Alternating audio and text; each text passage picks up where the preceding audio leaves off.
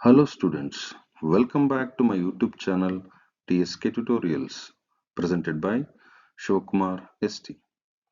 Dear students, in today's class I am going to discuss with you the very easiest topic, it is joining two sentences using so, that, not.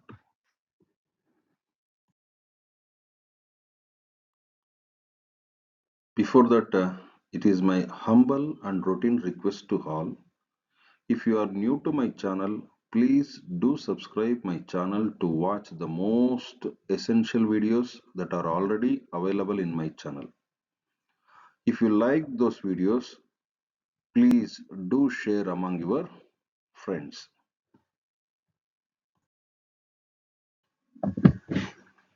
ಪ್ರೀತಿಯ ವಿದ್ಯಾರ್ಥಿಗಳೇ, ಪರೀಕ್ಷಾ ದೃಷ್ಟಿಯಿಂದ ಕಡ್ಡಾಯವಾಗಿ ಕೇಳುವಂತಹ ಪ್ರಶ್ನೆ ಇದಾಗಿದ್ದು, ಈ ಒಂದು ಪ್ರಶ್ನೆ ಸುಲಭವಾಗಿ ಎಲ್ಲಾ ವರ್ಗದ ವಿದ್ಯಾರ್ಥಿಗಳಿಗೆ 1 ಅಂಕವನ್ನು ತಂದುಕೊಡುವಂತಹ ಪ್ರಶ್ನೆ ಆಗಿದ್ದು, ತಾವೆಲ್ಲರೂ ಈ ಒಂದು ಪ್ರಶ್ನೆಯನ್ನ ಪರೀಕ್ಷೆಯಲ್ಲಿ ಅಟೆಂಡ್ ಮಾಡಿ 1 ಅಂಕವನ್ನ ಪಡೆದೇ ತೀರ್ತೀರ ಅಂತ ಆಶಿಸ್ತಾ ಈ ಒಂದು ತರಗತಿಯನ್ನ ಪ್ರಾರಂಭ ಮಾಡ್ತಾ ಇದ್ದೀನಿ. ಅದಕ್ಕೂ ಮುಂಚೆ ನಾವು ಪ್ರಶ್ನೆಯನ್ನ ಅರ್ಥ ಮಾಡ್ಕೊಳ್ಳುವಂತಹ ಪ್ರಯತ್ನ ಮಾಡೋಣ. Combine the sentences using so, that, not ಅಥವಾ ಸೋ, ದಟ್ ಅಷ್ಟೇ ಕೇಳ್ಬೋದು. ಅಂದ್ರೆ ಇಲ್ಲಿ ಈ ಒಂದು ಶೀರ್ಷಿಕೆ ಅಡಿಯಲ್ಲಿ ಈ ರೀತಿ 2 ವಾಕ್ಯಗಳನ್ನ ಕೊಟ್ಟಿರ್ತಾರೆ. ಅದನ್ನೇನ್ ಮಾಡ್ಬೇಕು? ಕಂಬೈನ್. Combine means join. ಏನನ್ನ? The sentences. ನಾನು ಹೇಳ್ದಂತೆ 2 ವಾಕ್ಯಗಳನ್ನ ಕೊಟ್ಟಿದ್ದಾರೆ. ಆ 2 ವಾಕ್ಯಗಳನ್ನ ಏನ್ ಮಾಡ್ಬೇಕು? ನಾವು ಜಾಯಿನ್ ಮಾಡಿ ಒಂದು ವಾಕ್ಯನ್ನಾಗಿ ಬರಿಬೇಕಾಗತ್ತೆ. ಏನನ್ನ ಬಳಸ್ಕೋಬೇಕು? ಯೂಸಿಂಗ್ ಸೋ, ದಟ್ ಮತ್ತೆ ನಾಟ್. ನೀವು ನೋಡ್ತಾ ಇದ್ದೀರಾ, ಸ್ವಾಮಿ was ಕವಾರ್ಡಿಸ್, he can't catch the burglar. ಇಲ್ಲಿ ಸ್ವಾಮಿ ವಾಸ್ ಕವಾರ್ಡಿಸ್ ಒಂದು ವಾಕ್ಯ, he can't catch the burglar ಇನ್ನೊಂದು ವಾಕ್ಯ. ಈ 2 ವಾಕ್ಯಗಳನ್ನ ನಾವೇನ್ ಮಾಡೋಕ್ಕಾಗುತ್ತೆ? ಜೋಡಿಸಿ ಒಂದು ವಾಕ್ಯವನ್ನಾಗಿ ನಾವು ಬರಿಬೇಕಾಗುತ್ತೆ. ಪರೀಕ್ಷೆಯಲ್ಲಿ ಈ ರೀತಿನೂ ಕೇಳ್ತಾರೆ, ಸತೀಶ್ ಈಸ್ ವೆರಿ ಇಲ್, he can't attend the classes. Satish ತುಂಬಾ ಅಸ್ವಸ್ಥನಾಗಿದ್ದಾನೆ, ಅನಾರೋಗ್ಯ ಪೀಡಿತನಾಗಿದ್ದಾನೆ, ಅದರಿಂದ he can't attend the classes. ಅವನು ತರಗತಿಗಳಿಗೆ ಅಟೆಂಡ್ ಆಗ್ಲಿಕ್ಕೆ ಸಾಧ್ಯ ಇಲ್ಲ. ಅಥವಾ ಈ ರೀತಿನೂ ಕೇಳಬಹುದು, is too weak, he can't run. ಅವನು ತುಂಬಾ ದುರ್ಬಲ, ನಿಮ್ಮಂತೆ ಅವನು ಓಡ್ಲಿಕ್ಕೆ ಸಾಧ್ಯ ಇಲ್ಲ. ನಾನು ಒಂದೇ ಬಾರಿ 3 ರೀತಿಯ ವಾಕ್ಯಗಳನ್ನ ತೋರಿಸಿ ಇವುಗಳನ್ನ ಜಾಯಿನ್ ಮಾಡಿ ಒಂದು ವಾಕ್ಯ ಹೇಗ್ ಮಾಡೋದು ಅಂತ ನಿಮ್ಗೆ ಹೇಳ್ಕೊಡೋಂತ ಪ್ರಯತ್ನ ಮಾಡ್ತಾ ಇದ್ದೀನಿ. ಏನ್ ಮಾಡ್ಬೇಕು ನಾವೀಗ? Join 2 sentences. 2 ವಾಕ್ಯಗಳನ್ನ ನಾವು ಸೇರಿಸ್ಬೇಕಾಗುತ್ತೆ. ಏನ್ ಬಳಸ್ಬೇಕು? So after helping verb. ನೋಡಿ ಇಲ್ಲಿ ಹೆಲ್ಪಿಂಗ್ ವರ್ಬ್ ಇದೆಯಲ್ಲ, ಇದರ ನಂತರ ಏನ್ ಸೇರಿಸ್ಬೇಕು? ಸೋ ಅಂತ ಬಳಸ್ಬೇಕು. ಕೆಲವೊಂದ್ ಕಡೆ ನೋಡಿ ವೆರಿ ಅಂತ ಕೊಟ್ಟಿದ್ದಾರೆ, ಟು ಅಂತ ಕೊಟ್ಟಿದ್ದಾರೆ. ಕೆಲವೊಂದು ವಾಕ್ಯಗಳಲ್ಲಿ ಕೊಟ್ಟಿರ್ತಾರೆ, ಕೆಲವೊಂದು ವಾಕ್ಯಗಳಲ್ಲಿ ಕೊಟ್ಟಿರಲ್ಲ. ಕೊಟ್ಟಿದ್ದಾಗ ಇವೆರಡು ವಾಕ್ಯಗಳನ್ನ ಯಾವುದರಿಂದ ರೀಪ್ಲೇಸ್ ಮಾಡಿ? ಸೋ ಇಂದ ರೀಪ್ಲೇಸ್ ಮಾಡಿ. ಅಂದ್ರೆ ಈ ಪದ ಇರುವಂತಹ ಜಾಗದಲ್ಲಿ ನಾವು ಸೋ ಅನ್ನ ಬಳಸ್ಬೇಕಾಗುತ್ತೆ. ಸರ್ ಇದು ಕೊಟ್ಟಿರ್ಲಿಲ್ಲಪ್ಪ, ಆ ಹೆಲ್ಪಿಂಗ್ ವರ್ಬ್ ಇದೆಯಲ್ಲ ಅದ್ರ ಪಕ್ಕ ಸೋ ಹಾಕ್ಬೇಕಾಗುತ್ತೆ. ವೆರಿ ಅಂದ್ರೆ ತುಂಬಾ, ಟು ಅಂದ್ರೂ ತುಂಬಾ, ಆ ಜಾಗದಲ್ಲಿ ನಾವೇನ್ ಹಾಕ್ತಿವಿ? ಸೋ ನ ಬಳಸ್ತೀವಿ. ನಂತರ ಜಾಯಿನ್ 2 ಸೆಂಟೆನ್ಸಸ್ ಯೂಸಿಂಗ್ ದಟ್. ನೋಡಿ ದಟ್ ಅನ್ನೋದು ಲಿಂಕರ್ ಆಗಿ ಕೆಲಸ ಮಾಡುತ್ತೆ. ಈ 2 ವಾಕ್ಯಗಳಿದಾವಲ್ಲ, ಈ ವಾಕ್ಯಗಳ ನಡುವೆ ದಟ್ ಅನ್ನ ಬಳಸಿ ಈ ಮೊದಲನೇ ಲೆಟರ್ ಇದೆಯಲ್ಲ ಅದನ್ನ ಸ್ಮಾಲ್ ಲೆಟರ್ ಮಾಡಿ ವಾಕ್ಯವನ್ನ ಎಂಡ್ ಮಾಡಿ ಫುಲ್ ಸ್ಟಾಪ್ ಇಟ್ರೆ ನಿಮಗೆ 1 ಅಂಕ ಲಭಿಸುತ್ತೆ.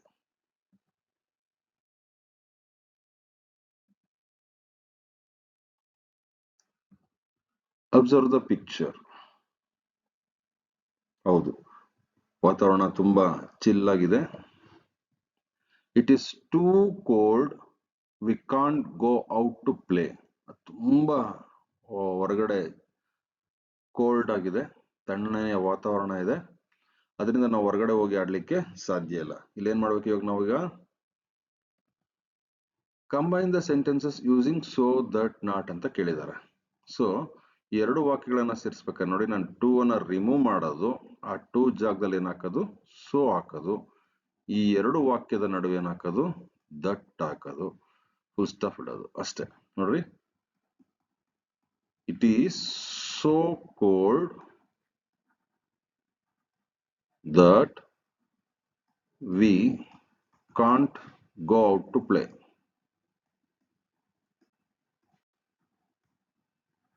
Full stop. ಇಷ್ಟನ್ನ ಮಾಡಿದ್ರೆ ನಿಮಗೆ 1 ಅಂಕ ಲಭಿಸುತ್ತೆ. ಉತ್ತರ ನೋಡೋಣ ಈಗ. It is so cold that we can't go out to play. ಬಹಳ ಸುಲಭ ಅಂತ ಅನ್ಸುತ್ತೆ.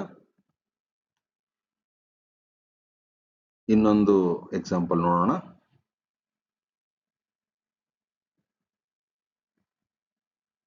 ಜಾನು is very short. She can't reach to doorbell. ಅವಳು ತುಂಬಾ ಕುಳ್ಳಗಿರೋದ್ರಿಂದ ಆ ಡೋರ್ ಬೆಲ್ ಅವಳಿಗೆ ಸಿಗ್ತಾ ಇಲ್ಲ. ಸೊ ಇಲ್ಲೂ ಅಷ್ಟೇ ಏನ್ ಮಾಡ್ಬೇಕು ನಾವು, ವೆರಿಯನ್ನ ರಿಮೂವ್ ಮಾಡಬೇಕು, ಅದರ ಬದಲಾಗಿ ಏನ್ ಹಾಕ್ಬೇಕು, ಸೊ, ಮತ್ತೆ ಎರಡು ವಾಕ್ಯಗಳ ನಡುವೆ ಏನ್ ಹಾಕ್ಬೇಕು, ದಟ್. ನೋಡಿ, ಜಾನು is so short that she can't reach to doorbell.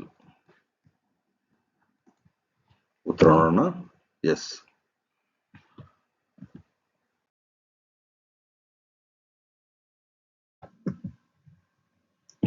ಮುಂದಿನ ಒಂದು ಚಿತ್ರ ನೋಡಿ.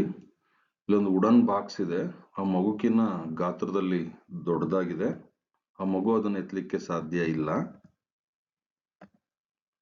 The box is heavy, he can't lift it.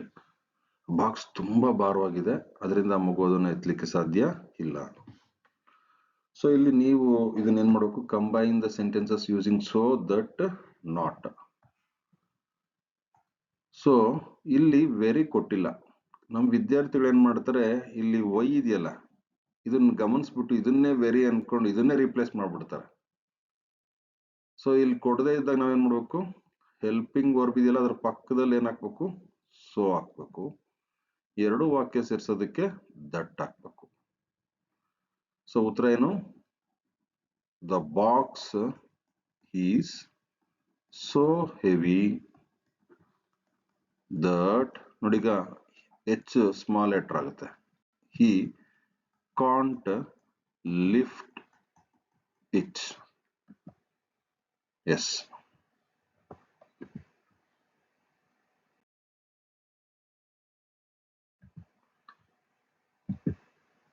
So ಈ ರೀತಿಯಾಗಿ ನೀವೇನ್ ಮಾಡ್ಬೇಕಾಗುತ್ತೆ ಅಂತಂದ್ರೆ ವಾಕ್ಯಗಳನ್ನ ಜಾಯಿನ್ ಮಾಡ್ಬೇಕಾಗುತ್ತೆ. ಇಲ್ಲೊಂದಷ್ಟು ವಾಕ್ಯ ಇದಾವೆ, ನೀವೇ ಟ್ರೈ ಮಾಡಿ ನೋಡೋಣ.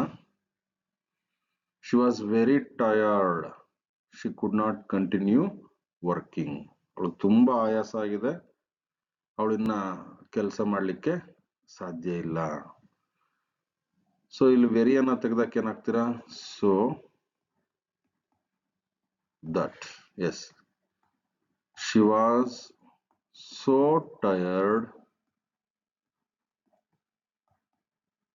that she could not continue working. ಈಗ ನಿಮಗೆ ಇನ್ನೊಂದು ಪ್ರಶ್ನೆ ಕೊಡ್ತೀನಿ, ನೀವೇ ಟ್ರೈ ಮಾಡಿ. The movie was boring. We did not watch it till the end. ಆ ಮೂವಿ ತುಂಬಾ ಬೋರ್ ಹೊಡಿಸ್ತಾ ಇತ್ತು, ಅದಕ್ಕೆ ನಾವು ಅದನ್ನ ಕೊನೆವರೆಗೂ ನೋಡ್ಲಿಕ್ಕೆ ಸಾಧ್ಯ ಆಗ್ಲಿಲ್ಲ. ಮಾಡ್ತಿರಲ್ಲ? ಎಸ್. ನೀವು ಉತ್ತರ ಬರ್ದಿದ್ದೀರ ಅಂತ ಭಾವಿಸ್ತಾ, ನೋಡಿ ಇಲ್ಲಿ ವೆರಿ ಕೊಟ್ಟಿಲ್ಲ ಅಥವಾ ಟೂ ಕೊಟ್ಟಿಲ್ಲ, ಹೆಲ್ಪಿಂಗ್ ಅವ್ರ ಪಕ್ಕದಲ್ಲಿ ಏನ್ ಹಾಕೋಣ, ಸೋ ಹಾಕೋಣ, ಎರಡು ವಾಕ್ಯನ ಜಾಯಿನ್ ಮಾಡೋದಕ್ಕೆ ದಟ್ ಹಾಕೋಣ. The movie was so boring that we did not watch it till the end. ಮುಂದಿನ ವಾಕ್ಯ, he spoke very softly, we did not hear him clearly. Try ಮಾಡಿ ನೋಡೋಣ ನೀವೀಗ.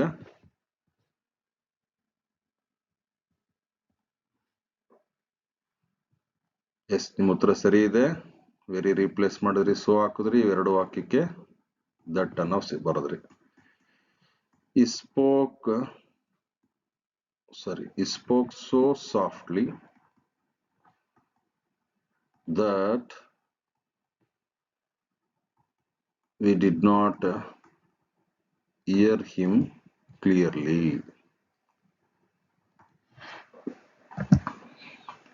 The food was very spicy, I did not eat it. Try ಮಾಡ್ತೀರಾ?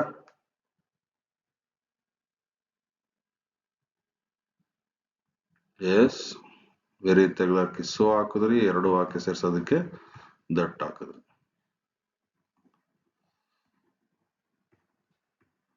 The food was so spicy